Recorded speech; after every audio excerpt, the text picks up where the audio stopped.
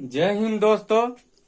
तो हम लोग का साइंस में सेकेंड चैप्टर चल रहा था जिसका नाम है अम्ल भस्म तथा लवण। और इससे ये पार्ट 3 है। और इससे जो भी दो वीडियो पीछे अपलोड किया गया है जिसमें आपको बताया गया है कि अम्ल की परिभाषाएं और उनके गुण के आधार पर परिभाषित किया गया है। जैसे कि अम्ल स्वाद में क्या होता है, खट्टा। भस्म क्या होता है, स्वाद में कड़वा। इसको बिना चखे भी कैसे पता किया जाए कि कौन अम्ल है कौन क्षार है, वो भी आपको बताया गया है। अब जानेंगे कि फॉर्मूला को देखकर कैसे पता करें कि ये अम्ल है या भस्म है। इससे पहले अब उसको परिभाषित करेंगे, यानी कि वैज्ञानिकों द्वारा क्या परिभाषित है या क्या परिभाषा है उसको जानेंगे। जैसे वैज्ञानिक जगत में अम्ल और क्षार को परिभाषित करने के लिए तीन संकल्पनाएं मुख्य रूप से प्रचलित है। केवल कितने संकल्पनाएं, तो 3। जैसे कि पहला है आर्हेनियस कॉन्सेप्ट, दूसरा है बोर्नस्टेन लोयरी कॉन्सेप्ट और तीसरा है लेविस कॉन्सेप्ट, जो कि आपको हर जगह पे आपको मिलेगा आर्हेनियस कॉन्सेप्ट। तो ये सही है क्योंकि 10 क्लास में केवल यही पढ़ना है। केवल आर्हेनियस कॉन्सेप्ट के हिसाब से आपको अम्ल भस्म को जानना है और बाकी बोर्नस्टेन लोयरी कॉन्सेप्ट और लेविस कॉन्सेप्ट ये आपको आगे की क्लास यानी कि इंटर जब करिएगा तो वहां आपको ये मिल जाएगा। तो चलिए हम जानेंगे अब कि आर्हेनियस कॉन्सेप्ट क्या है और ये कॉन्सेप्ट क्या कहता है और ये कॉन्सेप्ट कहां तक सच है। और देखते ही फॉर्मूला को कैसे जानेंगे कि ये अम्ल है और ये भस्म है। तब तक आप इसे नोट करना चाहेंगे तो नोट कर सकते हैं। चलिए तो देखते हैं कि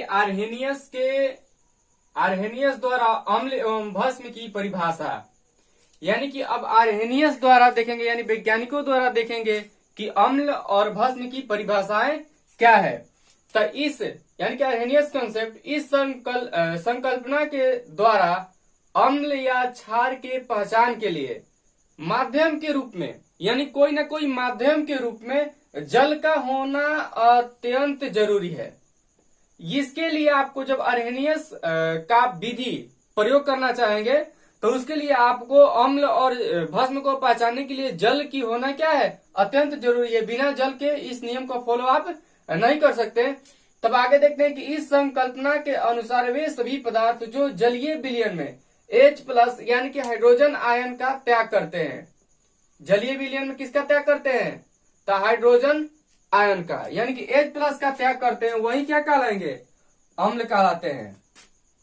आप इसे चाहे तो नोट कर सकते हैं। ये आपका क्या हो गया, डिफिनेशन। और वे सभी पदार्थ जो जलीय विलयन में OH- यानी हाइड्रोक्साइड आयन का त्याग करते हैं वे क्या कहलाते हैं, क्षार कहलाते हैं। तो इस तरह से ये आर्हेनियस कॉन्सेप्ट करता है कि आर्हेनियस द्वारा इस तरह से आप परिभाषित इसे कर सकते हैं। अब बात आता है कि कोई अम्ल उसके पास हाइड्रोजन होगा तभी वो हाइड्रोजन त्यागेगा, लेकिन बहुत सारे ऐसे अम्लीय गुण वाले पदार्थ हैं जिसके पास हाइड्रोजन नहीं है। तो ये भी हम देखेंगे, ये इसी क्या हो जाएंगी, आर्हेनियस की सीमाएं हो जाएंगी, यानी कि कहां तक इनकी बात सत्य है। कोई अम्ल कितना हाइड्रोजन जैसे कि त्याग सकता है, कोई 1 हाइड्रोजन त्यागता है, कोई 2 हाइड्रोजन त्यागता है, यानी कि सब अलग अलग गुण के त्याग करते हैं। तो उनको हम क्या कहेंगे वो भी जानेंगे। तो ये आप पहले इसको नोट कर लीजिए तब उसको जानते हैं।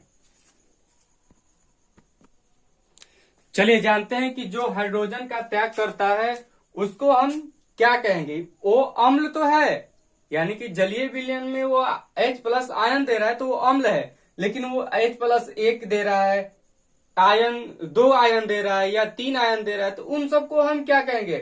तो उसके लिए एक आता है word basicity of acid. Basicity of acid यानी कि अम्ल की भास्मिकता। यही अगर हम क्षार के लिए चलते, यानी कि क्षार में OH का त्याग होता, OH आयन का त्याग होता, तो उसके लिए हो जाता आपका एसिडिटी ऑफ बेस, यानी कि भस्म की अम्लता। क्या हो जाता है, भस्म की अम्लता। तो इस प्रकार से ये हम लोग किसका देख रहे हैं, अम्ल का। यानी कि अम्ल में जो H प्लस का त्याग करता है तो उसको क्या कहेंगे, अम्ल की भास्मिकता। क्या कहेंगे, अम्ल की भास्मिकता। कोई अम्ल जलीय माध्यम में अपने H प्लस आयन यानी कि हाइड्रोजन आयन का त्याग करता है तो वह उस अम्ल का भास्मिकता कहलाता है। जैसे यहाँ एक फॉर्मेट दिया गया है कि अम्ल और जलीय माध्यम में H प्लस का त्याग करता है। अब कैसे करता है ये अच्छे ढंग से देखते हैं। यहाँ मोनोबेसिक एसिड का हम क्या लिए हैं, उदाहरण यानी कि एग्जांपल लिए हैं। आगे देखेंगे डाइबेसिक का भी देखेंगे और ट्राइबेसिक का भी देखेंगे। तो बेसिसिटी इसका एक होगा। क्या होगा, बेसिसिटी एक। बेसिसिटी एक कहने का मतलब कि केवल एक हाइड्रोजन का त्याग करेगा, एक हाइड्रोजन का नहीं बल्कि एक हाइड्रोजन आयन का त्याग करेगा। कितना बेसिसिटी इसका क्या है, एक है। यानी कि वो अम्ल तो है लेकिन उसमें से हाइड्रोजन आयन का कितना त्याग होगा, एक। तो बेसिसिटी क्या हो गया, एक, यानी कि मोनोबेसिक एसिड। अगर कोई आपसे पूछे कि इस अम्ल की भास्मिकता कितना है, कोई अम्ल का नाम लिख दिया, जैसे कि यहाँ पे HCl का ले लेते हैं, HCl लिख दिए।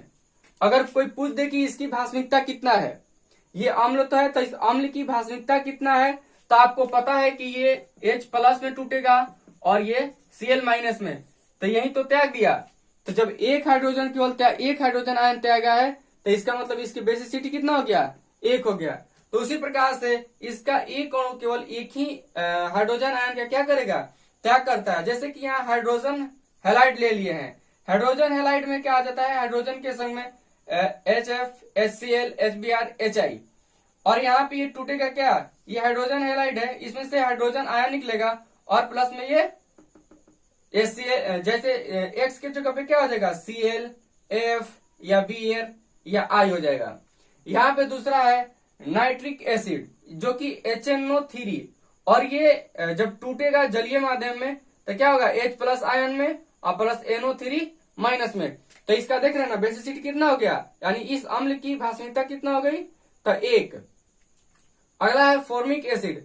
फॉर्मिक एसिड यानी कि HCOOH, ये जलीय माध्यम में टूट के क्या बनेगा, तो H प्लस और HCOO माइनस। इसके बाद है एसिटिक एसिड CH3COOH, यानी कि CH3COO माइनस में टूटेगा और प्लस में क्या हो जाएगा, H plus ion, hydrogen ion. पांचवा हमारा एग्जांपल है कि नाइट्रस एसिड यानी कि HNO2, और ये टूट के क्या हो गया, H प्लस यानी कि hydrogen ion plus NO2 minus. आप यहाँ पे जितना भी देख रहे हैं, जितना भी टूटा है तो ये कितना, केवल एक त्याग किया है, एक हाइड्रोजन आयन का क्या किया है, त्याग किया है। तो जो भी एक हाइड्रोजन का आयन का त्याग करेगा उसे क्या कहेंगे, बेसिसिटी ऑफ एसिड उसका कितना हो जाएगा, यानी कि उस अम्ल की भास्मिकता कितना हो जाएगी, एक, यानी कि बेसिसिटी एक। आगे देखेंगे, ये मोनोबेसिक एसिड का एग्जांपल था। अब देखेंगे डाइबेसिक और ट्राइबेसिक, तो आप लोग इसे नोट कर सकते हैं। चलिए देखते हैं कि डाइबेसिक एसिड क्या है और ट्राइबेसिक एसिड क्या है। तो ये इसका बेसिसिटी हम देख रहे हैं कि बेसिसिटी ऑफ एसिड यानी अम्ल की भास्मिकता, यानी कि उसके पास कितनी क्षमता है हाइड्रोजन आयन को त्याग करने की।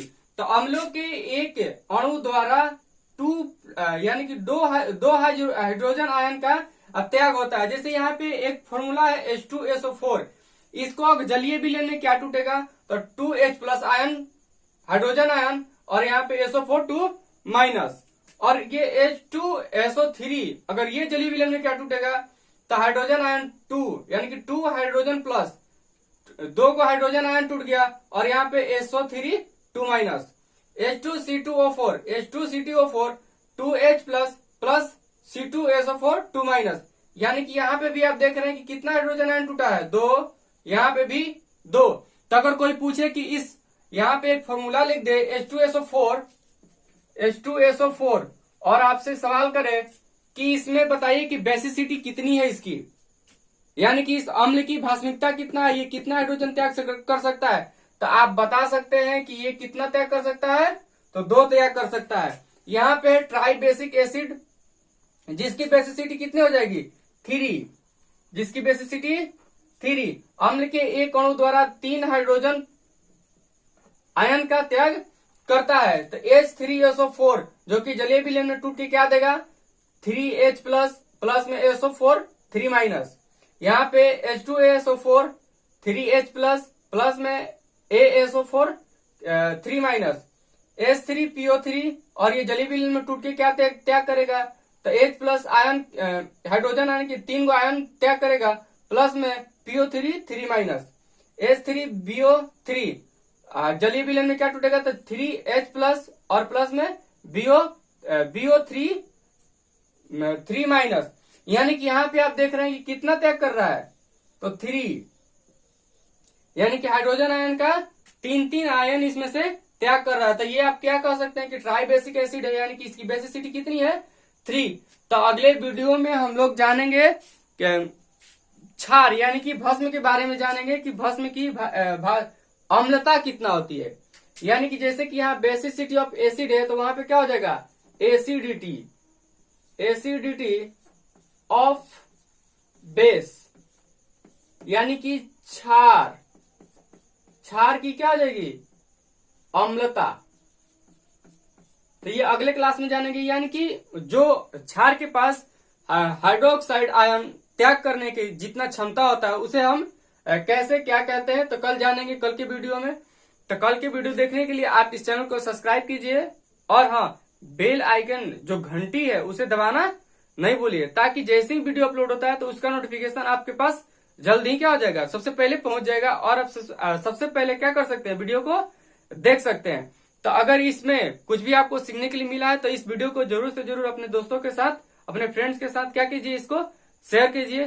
तब तक के लिए मिलते हैं नेक्स्ट वीडियो में। जय हिंद।